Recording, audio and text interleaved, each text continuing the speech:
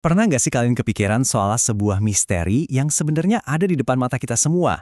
Tepatnya di salah satu tempat paling ramai di internet. Nah, ayo kita bedah bareng-bareng. Kalian pasti pernah lihat ini pas lagi asik scrolling, iya kan? Tiba-tiba nemu satu video yang kolom komentarnya itu penuh sama satu kalimat yang sama persis. Diulang-ulang, Qabil tu ijazah. Mungkin awalnya kita mikir, ini spam atau bot kali ya. Tapi ternyata ini jauh lebih dari itu loh. Ada sebuah fenomena budaya yang, wow, luar biasa banget di baliknya. Oke, jadi buat mecahin misteri yang ada di layar HP kita ini, kita justru harus mundur jauh ke belakang. Kita perlu masuk ke dalam sebuah tradisi kuno yang penuh makna. Ijazah itu bukan sekedar izin biasa ya.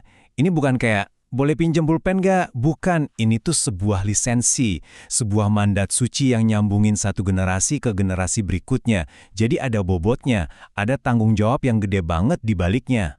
Nah, kalau ijazah itu ibaratnya pemberian, maka Qabil tu ini adalah penerimaannya.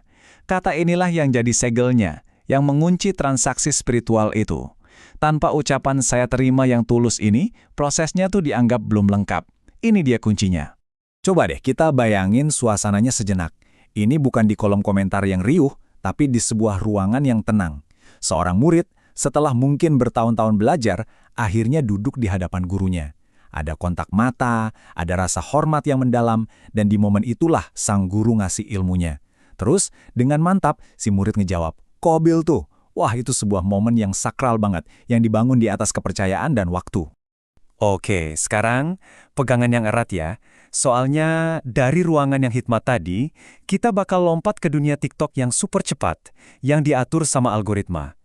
Gimana ceritanya ritual sesakral ini bisa bertransformasi total? Dan disinilah kita mulai ngeliat sesuatu yang ajaib. Coba deh perhatiin, para netizen ini nggak nganggap si pembuat video sebagai creator atau influencer. Mereka manggilnya ustadz, guru. Secara nggak sadar, mereka menempatkan sosok di balik layar itu di posisi seorang guru spiritual tradisional. Padahal medianya cuma video pendek, mungkin cuma 30 detik. Perbedaannya benar-benar kayak langit dan bumi kan? Dulu, ilmunya itu eksklusif buat beberapa murid pilihan setelah belajar bertahun-tahun. Sekarang, terbuka buat jutaan orang secara instan. Dulu hubungannya itu personal, dalam banget. Sekarang, semua dimediasi sama layar handphone dan algoritma. Ini pergeseran besar dari ruang privat yang sakral ke panggung publik yang viral. Ini nih yang bikin kita mikir, kenapa ya? Kenapa orang-orang mau ngelakuin ini? Dan jawabannya tuh bukan sekedar ikut-ikutan. Ini adalah bentuk baru dari pencarian makna dan juga komunitas di zaman digital. Dan disinilah letak kejeniusannya. Semua tombol yang biasa kita pencet tiap hari, follow, like, share, save, tiba-tiba punya makna yang baru, makna yang lebih dalam. Follow bukan lagi sekedar ngikutin update, tapi jadi murid. Bahkan ajakan yang sering banget kita dengar, jangan lupa subscribe, like dan share, serta komen untuk berbagi. Itu sekarang bukan lagi sekedar permintaan engagement. Itu udah jadi bagian dari ritualnya untuk ikut menyebarkan berkah itu sendiri. Luar biasa kan? Jadi, coba deh bayangin ini. Kolom komentar itu udah bertransformasi. Udah bukan lagi tempat buat debat kusir atau ninggalin emoji doang. Kolom komentar itu udah jadi semacam prasasti digital, sebuah arsip publik di mana ribuan orang menerima ijazah yang sama di waktu yang hampir bersamaan. Setiap komen Qabil tuh, itu kayak gema yang saling sahut-sahutan, nyiptain rasa kebersamaan yang kuat, meskipun mereka nggak saling kenal. Pertanyaannya jadi makin besar nih. Apa artinya buat sebuah budaya ketika tradisi mereka yang paling sakral sekalipun bisa diakses dan diterima oleh jutaan orang cuma dalam hitungan detik? Mungkin gampang ya buat kita jadi sinis dan mikir, ini kan cuma komen doang.